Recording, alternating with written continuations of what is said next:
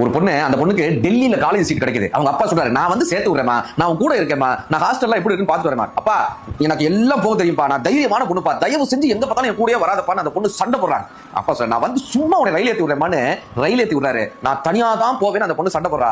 உனக்கு என்னைக்காவது பயம் ஒன்று வந்துச்சுன்னா இந்த லெட்டர் எடுத்து பாருமா அப்படின்னு ஒரு லெட்டர் மட்டும் கொடுத்துருப்பாரு, ஒரு பேப்பர் மட்டும் கொடுத்துருப்பாரு. அந்த பொண்ணு அந்த பேப்பரை கண்டுக்கவே இல்லை. ட்ரெயின் போயிட்டே இருக்கு, தமிழ்நாட்டை தாண்டுது. திடீர்னு புதுசா மக்கள் வராங்க, புது மொழியில எல்லாம் பேச ஆரம்பிக்காங்க. யாரும் அந்த பொண்ணு பக்கத்துல வந்து உட்கார்றாங்க. திடீர்னு அந்த பொண்ணுக்கு பயம் துளிர்க்க ஆரம்பிக்குது. கொஞ்சம் கொஞ்சமா பயம் வர வர வர வர தமிழ்நாட்டை தாண்டி ரொம்ப தூரம் போனோடனே, வீட்டை தாண்டி ரொம்ப தூரம் போயிட்டோமே, அந்த பொண்ணுக்கு பயம் ஏற்படுது. ஐயோ பயமா இருக்கேன்னு நினைக்கும் போது அப்பா கொடுத்த அந்த லெட்டர் இருக்கு. வேகமா அந்த லெட்டர் பிரிச்சு படிக்கிறா. நீ கவலைப்படாதம்மா, அப்பா பக்கத்து கம்பார்ட்மெண்ட்ல தான் உட்கார்ந்திருக்கேன், என் சீட்டு பக்கத்துல உனக்கும் ஒரு சீட்டு, இன்னொரு சீட்டு ரிசர்வேஷன் பண்ணிருக்கேன், பயப்படாதன்னு அந்த லெட்டர் எழுதிருக்கு. கண்ணீரை துரத்திட்டு ஓடி போய் அப்பாவை கட்டிக்கிறா. அப்பா நீ ரொம்ப பயந்துட்டேன் பான். அப்பா சொல்கிற வார்த்தை, எது ஆனாலும் அப்பா உன்னை கைவிட மாட்டேன்டா. எல்லா பெண்களுக்கும் முதல் ஹீரோ அப்பா தாங்க. தெய்வங்கள் எல்லாம் தோற்றே போகும் தந்தையின் அன்பின் முன்னே, தாலாட்டு பாடும் தாயின் அன்பும் தந்தையின் அன்பின் பின்னே.